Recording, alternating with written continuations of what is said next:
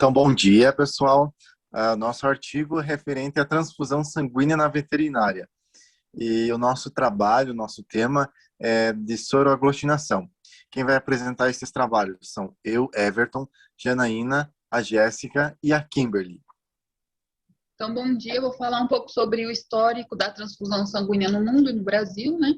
Então, teve início no século passado e só no século XX as tecnologias permitiram melhorar esse recurso, permitindo diferenciar os indivíduos entre o doador e o receptor, o uso de anticoagulantes e a coleta no domínio de técnicas com esterilização.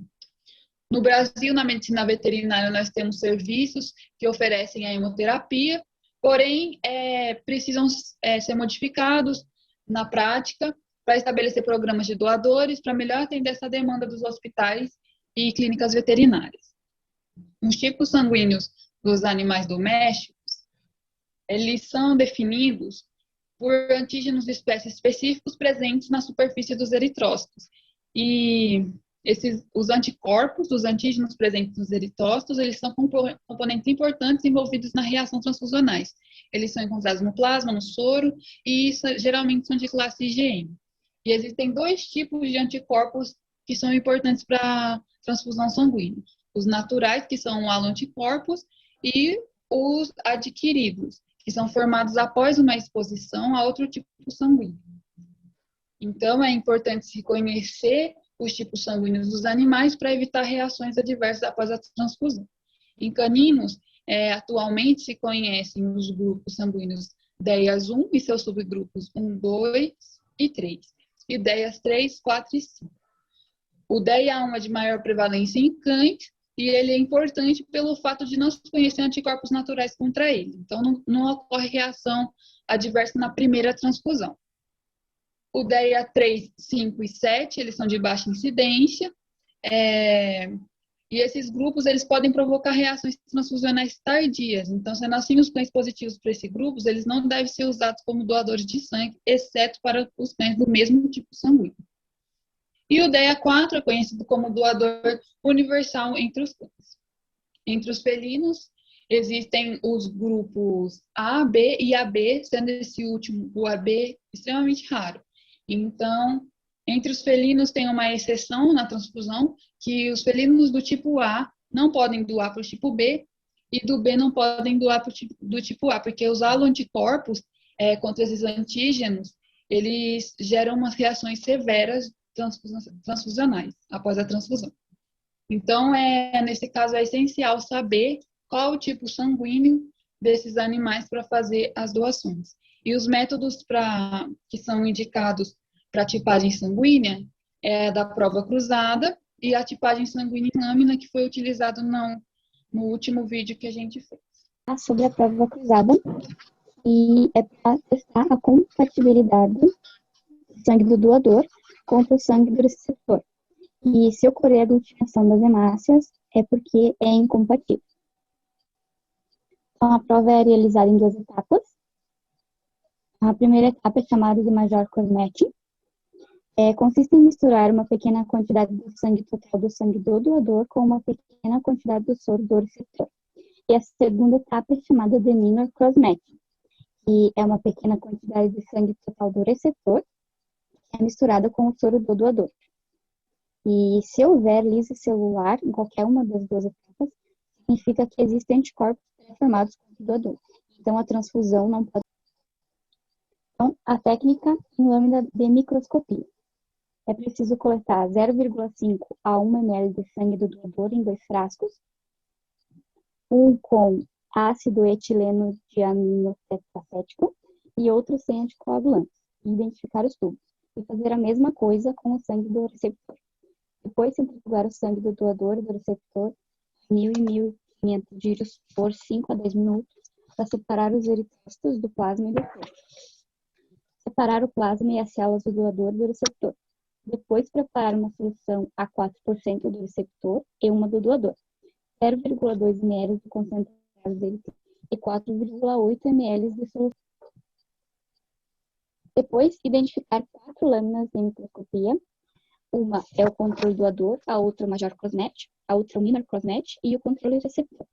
Depois, em cada uma das lâminas, misturar uma gota do soro e uma gota da suspensão de eritrócitos ou 2 gotas do soro e uma gota do concentrado de eritrócitos. Misturar por inclinação da lâmina e observar se ocorre a aglutinação macroscópica, dentro de 2 minutos.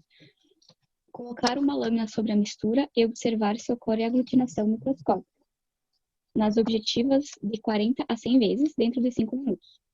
Verificar se a aglutinação e se ocorrer é positivo. E o resultado positivo significa que todo o banco de sangue veterinário precisa ter um programa de doadores. Então, esse sangue pode ser obtido através de cães e gatos da equipe ou mesmo de voluntários. A seleção desses animais doadores tem alguns critérios. Então, os cães precisam ter entre 1 ano a 7, os gatos entre 1 a 8.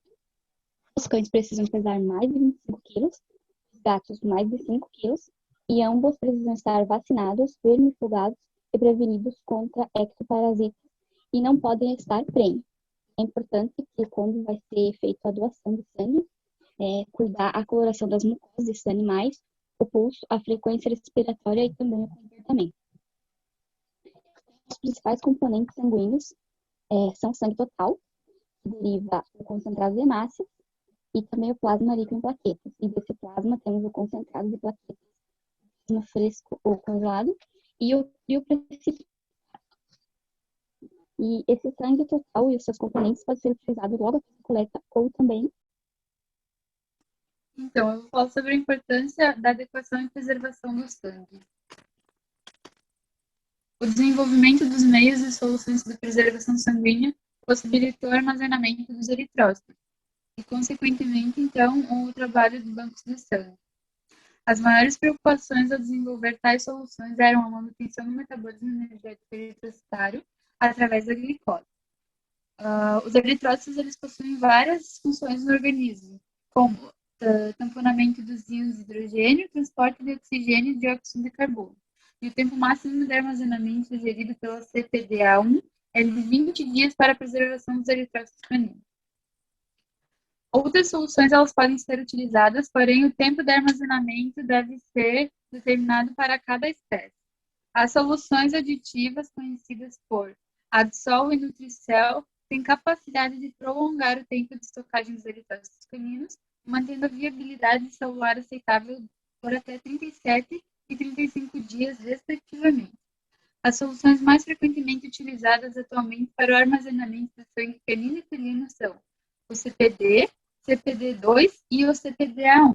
Então, as principais soluções anticoagulantes de preservação são a heparina, que ela é mais utilizada em gatos, não preserva eritrócitos e é a solução mais disponível em clínica. O citrato de sódio, ele não preserva os eritrócitos, ele é obsoleto em pequenos animais, mas ainda é muito utilizado para a coleta do plasma em grandes animais. O CPD, que é o citrato fosfato dextrose, ele não é recomendado para estoque de concentrados de hemácia. CPDA1, citrato fosfato 450 de sangue, incompatibilidade sanguínea, eritrocitária, reações a proteínas plasmáticas e reações a leucócitos e plaquetas. Essas são as três que podem ocorrer. E tem as reações transfusionais, então, são elas. Sinais não específicas que podem ocorrer durante uma reação não imunológica aguda. Fraqueza, depressão, tremores musculares, polipneia, taquicardia, entre outros, citados na tabela.